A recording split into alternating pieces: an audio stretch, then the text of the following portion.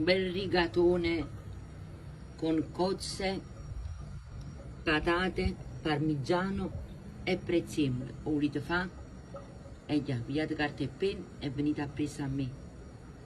Una bella caccavella, quella là antiaderente, aglio e olio, e fate soffriggere. Poi prendete le cozze che avete già lavato e pulito e mettete il sugo nel boccale del mixer e lasciate solo le cozze così da parte.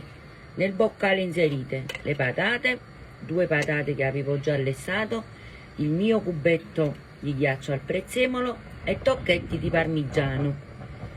Ecco qua. E adesso facciamo una bella cremina. Guardate che bella cremina. Guardate qua che bella crema. Nell'aglio e l'olio vado a buttare le cozze che avevo tenuto da parte. Faccio soffriggere giusto 2 minuti. Ecco qua, l'acqua bolle e io ci vado a buttare i rigatoni. Ecco qua, i paccheri sono pronti e io li vado a buttare dall'acqua di cottura direttamente nelle cozze.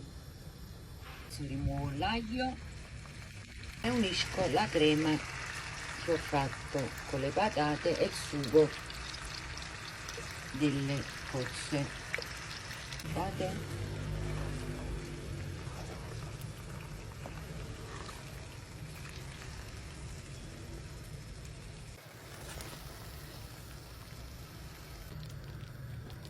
Ecco qua ragazzi, sono pronti.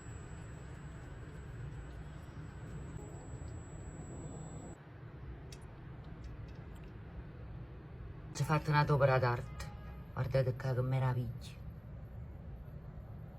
Se questo piatto vi è piaciuto e lo fate, scrivetemi nei commenti. Buona giornata.